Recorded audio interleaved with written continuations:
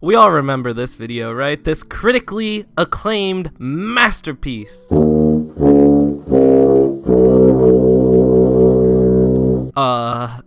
Anyway, I made a nice little jab in the beginning about that one, about how poorly optimized PlayerUnknown Battleground is. And to this day, not a single thing has changed. We got people with channels dedicated to PlayerUnknown Battleground optimization updates. I don't even know anymore, man. Not experienced a single PSL game, so I'm not sure that was like a, and then a situation where they were warning us about something that might not have been a super major issue, just to kind of cover their butts. I did not experience any graphics. People are starting to get pissed about these early access pieces of shit flying up to the top of the sales charts, and I can't blame them. PUBG is definitely a terribly optimized, incomplete game, and it's definitely not worth the price tag. But you know me, guys, I always look on the bright side of life, which is why today we'll be looking at the top 5, or bottom 5, I guess you could say, optimized PC games of all time. Hopefully seeing this list will up your spirits just a little bit, just enough, about the state of the PC gaming industry right now. Now bear in mind, there are some real quality games on here. There's some games on here that I love, and I'm sure the majority of you love.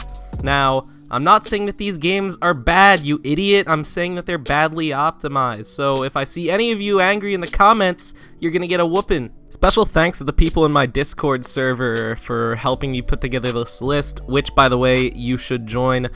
Link is in the description. So now, let's get into the list. Number 5. I'm sorry. I always prefer those list channels that have somebody with, you know, an interesting voice, whether they sound like fucking Morgan Freeman or they have a nice Cockney accent. I'll stop, though. I just don't understand why somebody would want to listen to me just like, number 5, okay, we're gonna get into the list. So number 5, we've got Grand Theft Auto 4. Now here's one of those games which is an amazing game at heart. It just didn't get a lot of love on the PC. There wasn't necessarily anything game-breaking about the port of GTA 4 to the PC. It's just the fact that the performance was pretty bad, as in you're getting less FPS playing GTA 4 right now than you would get playing GTA 5. Combine this with the clunky driving controls you get when playing GTA with a mouse and keyboard, and you're in for one frustrating experience.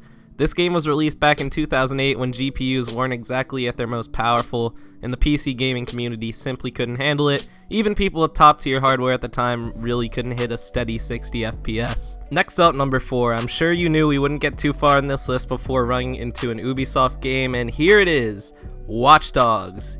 Yeah. Do you still remember this thing? Unfortunately, I do, because I paid the full $60 for this hunk of garbage. The game's performance isn't necessarily just that it's terrible. It's not that you're just getting low FPS, because sometimes the FPS would be fine. I'd be getting 60 FPS plus, enjoying myself, playing the game, actually kind of enjoying myself. The gameplay of this game was actually pretty garbage. It's the stuttering that would get you. This game was notorious for its VRAM leakage issues. Back in 2014 when this game came out, the average GPU, like the GTX 770 or 760, had about 2 gigabytes of VRAM, with the top of the line GPUs packing 3. Well, it just so happens that Watch Dogs, when you be playing, you just get random spikes of 8 gigabyte plus of VRAM usage.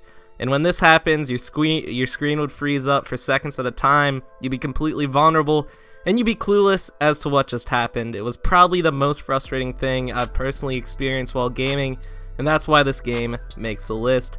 Combine that with Watch Dogs' awful controls and just awful gameplay in general, there was really no reason to play this piece of garbage. Number 3 is, you guessed it, PlayerUnknown's Battlegrounds. This game is a real piece of work.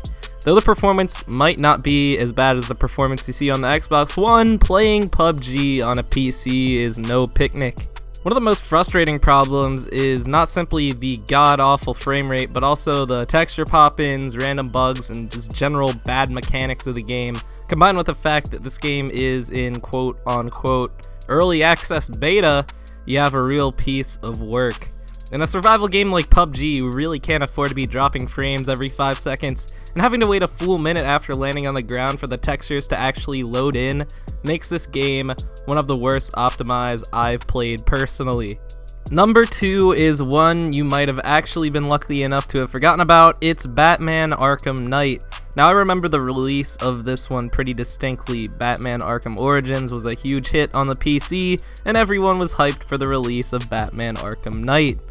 And then it actually released. First of all, there's a 30 FPS cap. I know, right? Who's ever heard of an FPS cap on a AAA game in the year 2015? It was absolutely ridiculous. And to add insult to injury, people with very beefy PCs were regularly getting FPS drops below that 30 FPS cap.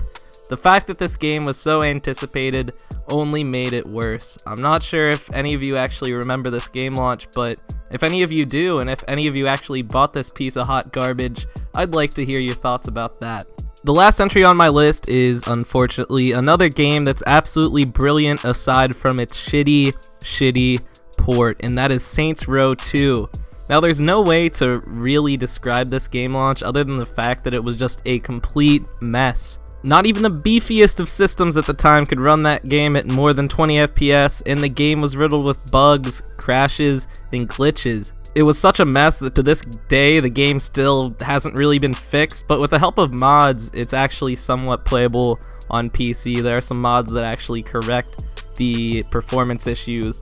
I'm not sure how many of you were actually into PC gaming that long ago to actually remember the launch of this thing, but I promise, it was a historically bad moment in PC gaming. I'm talking the dark ages, guys. This is dark times. So that's gonna round up our list of the top 5 or bottom 5 terribly optimized PC games of all time. Hopefully this list has made you feel a little bit better about PlayerUnknown Battleground. I know it's still a terrible game. It still made this list, but at least it's not Saints Row 2. At least you can still actually play the game. Plus, you gotta bear in mind, back in 2008, 2009, people were still installing games on, CD discs, and Steam didn't have any type of refund policy, so you bought the game, you threw it in, you realized it was completely unplayable, and you're out of luck, bud. You're stuck with it. So it's good to take a look back at these games and realize, maybe we don't have it all too bad. PC's gotten a lot of support in the recent years. We've been seeing a lot of great ports,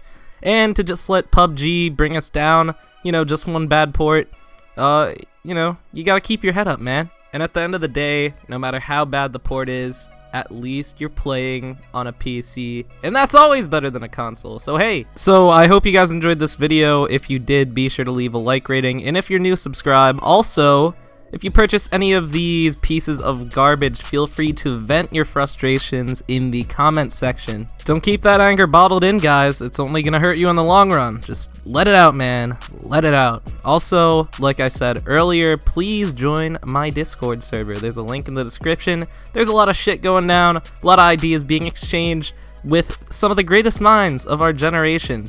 Don't miss out. Go ahead, click that link, and if you'd like to support the channel financially, there is some dank merchandise in my store and some Amazon and eBay associate links you can use to purchase anything on those two sites and give me a kickback. The links are in the description. You guys might not realize this, but those links make up the majority of my channel's income, and they really help keep this thing afloat. So please, just be cognizant of that. Next time you make your little purchase, we can keep this show on the road. I'd really appreciate that. I've also got a Patreon if you'd like to give me a monthly donation. There's some good rewards on there as well, so I encourage you to check that out if you like. But enough of the politics. I have a pretty cool couple of announcements to give to you guys. Thing one, I'm working on a little project this winter break. It's going to be a $100 Craigslist one-day build challenge. Pretty much just going to go out on the streets with $100 in my pocket. I'm going to go on Craigslist, I'm going to go to the dump, I'm going to go wherever, and I'm going to try and build the best PC I can build for $100 in one day. Going to take it home, get a benchmark it, and that's going to be a video. That's going to be a real life. It's going to be full of memes. It's going to be great. So look forward to that. It's probably going to come out within the next month, so we'll see.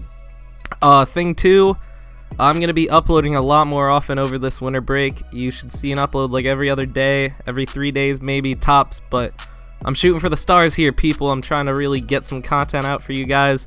Been slacking recently with school, so we're gonna try and make it up this Christmas break, okay? So I hope you all enjoyed the video. If you did, like I said, leave a like, comment, all that jazz, subscribe, and see y'all later. Have a great night. Peace.